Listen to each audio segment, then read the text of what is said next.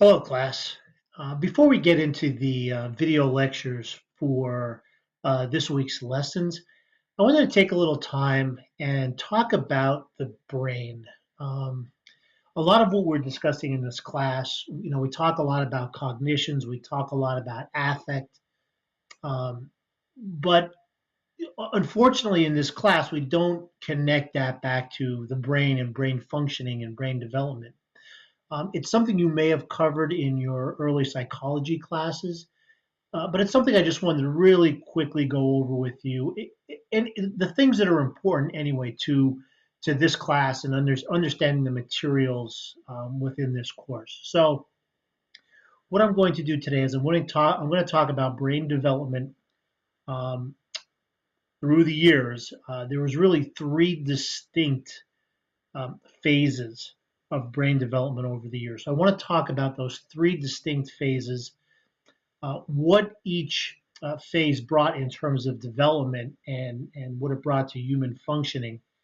And then kind of we can put that in context of what we're talking about over the course of this chapter, of course, and then the rest of the book. So what I've got here is I've got a cross section of the brain. Most of us are familiar when we see pictures of the brain.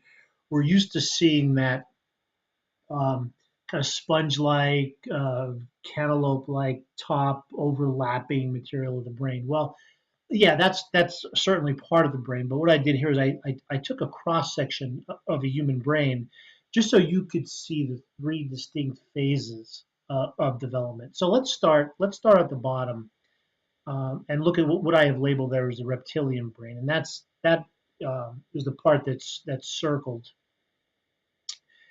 This consists of the spinal cord and some other minor areas like the pons and the cerebellum, which is called the little brain.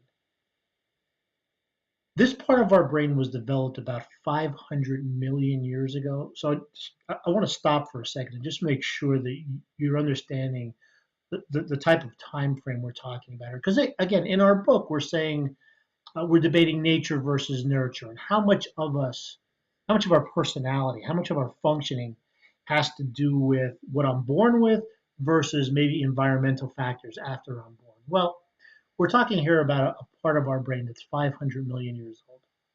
So this part of the brain is responsible for controlling your breathing, regulating your heartbeat, what we call homeostasis, keeping your body in balance. It's also responsible for the fight or flight response. And again, you probably learned about the flight or fight response in psychology. Well, that response is very, very old. Again, this part of the brain was developed 500 million years ago, and that fight or flight response is still with us today.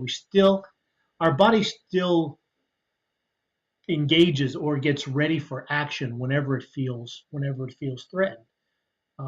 So, again, something that we need to be aware of that this is an automatic response, just like our breathing and our heartbeat are automatic. So is this fight or flight response.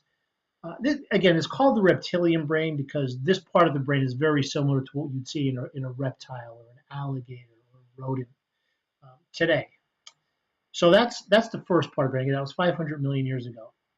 If you go up to the next section, and it's kind of outlined in a pentagon shape, is the limbic region of the brain. Now, the limbic region of the brain was developed roughly about 300 million years ago. Um, this is the emotional center of the brain. This is where our emotions and our feelings, memories are generated. As a matter of fact, I even have two areas there um, kind of designated, one in purple, one in red. The purple area there is the hippocampus, and that's responsible for some emotional processing, memory, and our spatial navigation. The one in the red is the amygdala. It's a little almond-shaped gland, and that is responsible for again some emotional processing and also memory. Uh, Memory, forming long-term memories when those memories involve um, an emotionally charged event. I always, when I'm in class, I bring up something like, "What were you doing during 9/11? Where were you during 9/11?" And most students remember because there was a strong emotional component attached to that memory. So it's something they remember. They're probably going to remember for the rest of their life.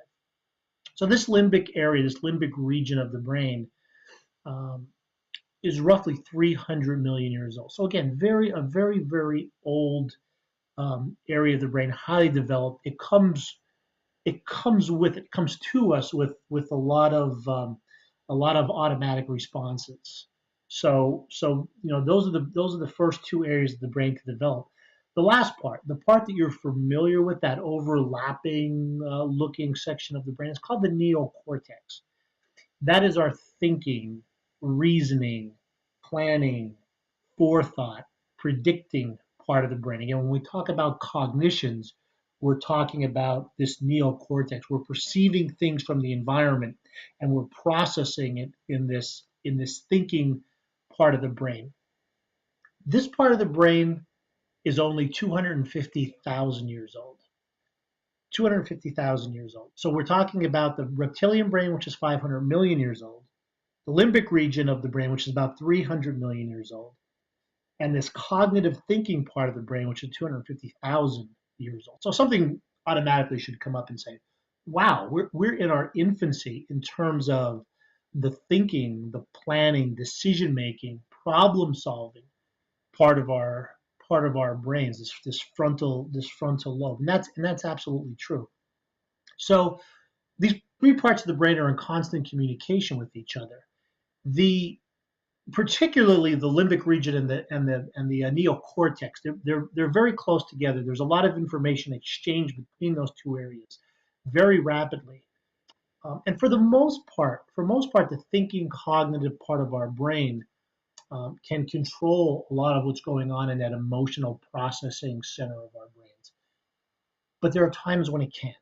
There are times when it can't. And when that emotional center gets out of control, keep in mind it's 300 million years old. When it gets out of control, it cuts off access to the neocortex, the cognitive thinking part of our brain. I always use the example of somebody crimping a garden hose. So if somebody's spraying garden hose, somebody puts a crimp in it, the water stops coming out. That's the same way with that emotional center of the brain. It can overtake the cognitive part and cut off the flow of information. A great example of this is if you're studying for a test and you know the material and you sit down and you say, I know this, and this teacher puts the test in front of you, and the emotions kind of start kicking in, you get very emotional. It can cut off the cognitive thinking part of the test. And all of a sudden, you can't remember anything until sometime after the class ends, and you say, boy, I knew that. I just don't know why I couldn't recall it. It's because if that emotional center gets out of control, it cuts off the cognitive or thinking part of the brain.